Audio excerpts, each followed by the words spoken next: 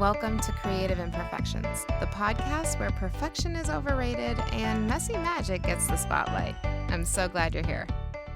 Anyone else out there feel like January is the longest month of the year? January always feels so long to me, and I don't think it's just because the holidays are over or the days are shorter or the excitement has worn off. I think it's because January asks us to slow down. In a world that's already yelling at us to speed up, to decide, to commit, to be someone new immediately overnight, even though internally we're still unpacking who we were just a few weeks ago. There's this dragging feeling in January, this sense that time stretches instead of moves cleanly forward. And maybe that's because we're crossing some invisible threshold, not fully in the old year anymore, but not quite settled into the new one either. And our bodies and minds know that transitions take much longer than what the calendar might say. Think about it. We carry so much into this month. Expectations, unfinished business and emotions from last year, lessons we didn't quite process yet.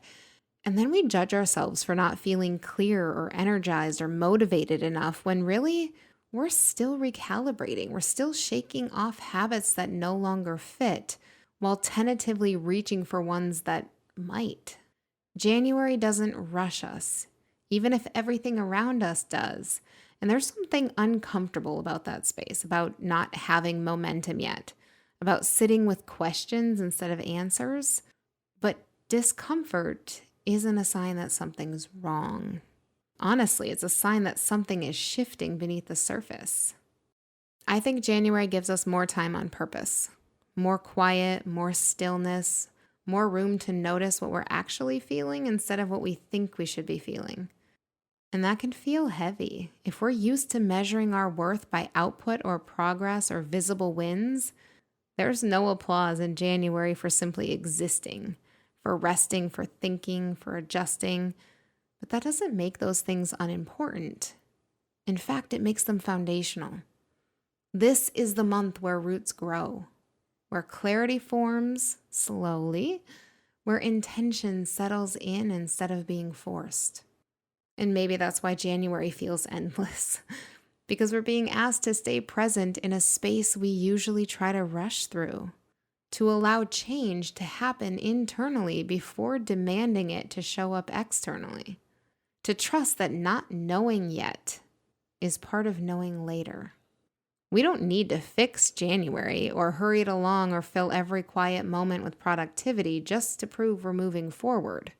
Sometimes forward movement looks like waiting, listening, letting the new year arrive in us gradually instead of all at once.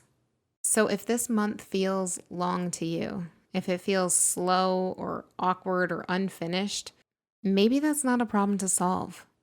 Maybe it's an invitation to soften your grip, to give yourself time to transition, to let the year ease its way in rather than forcing it. Don't think of it as January dragging you down.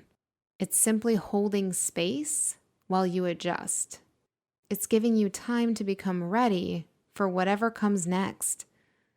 And if you let it do its quiet work, that stretched out feeling won't be wasted time. It'll be preparation.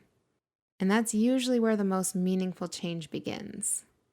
And it's especially where the magic quietly lives. And always remember, there's magic in your imperfections. Go out there and find it. Thank you so much for joining me on today's episode of Creative Imperfections. If you have a friend who could use this advice right now, please feel free to share this with them and make sure you subscribe.